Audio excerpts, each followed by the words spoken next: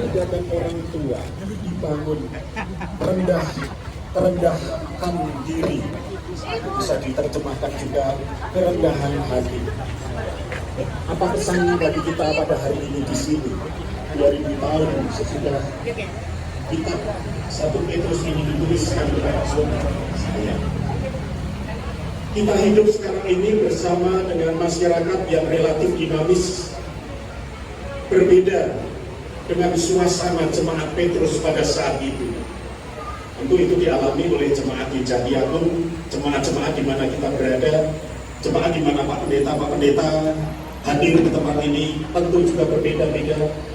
Kita berada di tengah masyarakat yang relatif, ada yang penerimaannya baik, ada penerimaannya yang belum seperti yang diharapkan.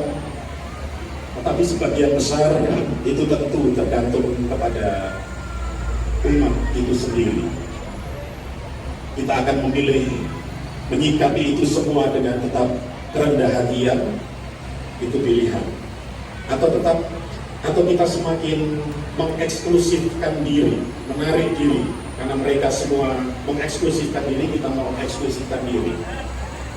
Jadi kita dipanggil untuk sekalipun hidup di wilayah yang dinamis, yang berbeda, maka kita tetap dipanggil menghadirkan nilai kerendah hatian itu.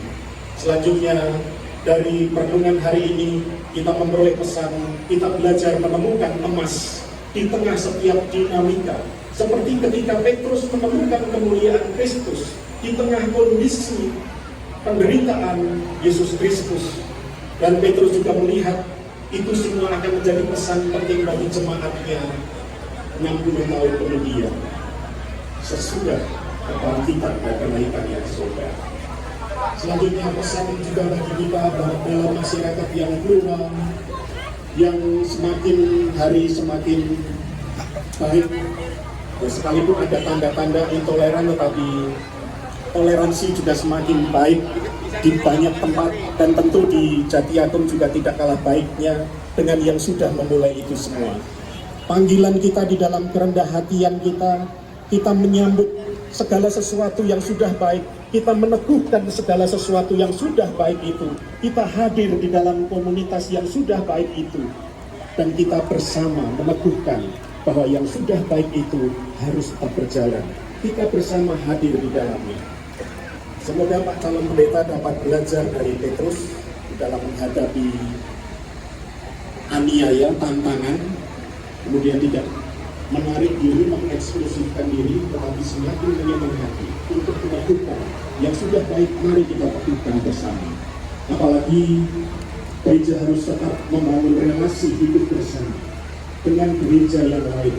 Gereja-gereja ekonomis tetap harus dibangun. Relasi-relasi didasarkan kerendah hatian akan menghasilkan pesan penyelamatan. Relasi gereja dengan semangat kebangsaan yang ada di dalam masyarakat itu pesan penting juga, membangun relasi itu.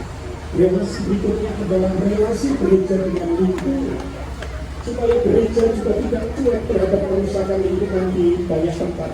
Kita kemudian meneguhkan hadir juga di dalam kepedulian terhadap lingkungan. Kemudian tentu kita harus belajar terus untuk menyikapi bencana lingkungan hidup.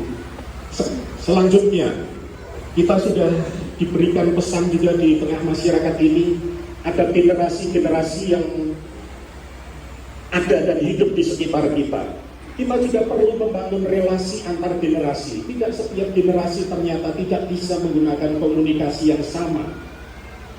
Oleh karena itu, kita perlu mengingat bahwa ada generasi baby boomers, generasi yang lahir setelah Perang Dunia, ada generasi X, generasi yang lahir tahun 65 sampai 80, ada generasi Y atau milenial yang lahir tahun 81 sampai 96. Masalah ini ya, masuk di tahun lahir 90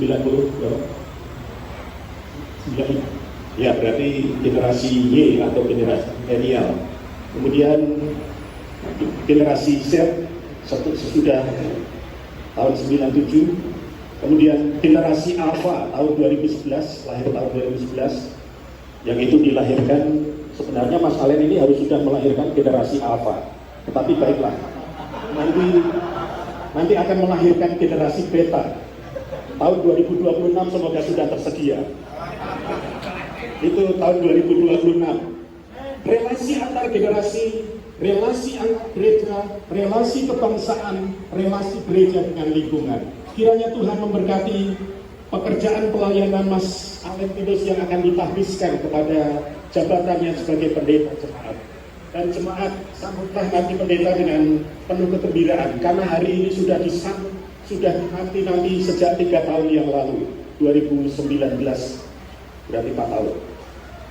Jadi hari ini adalah hari yang dinanti dan kita akan mendapatkan pelayanan. Bapak Ibu majelis, sesudah Mas Alen masuk menjadi pendeta, jangan majelis kemudian mengambil keputusan karena sudah ada pendeta saya tak lereh.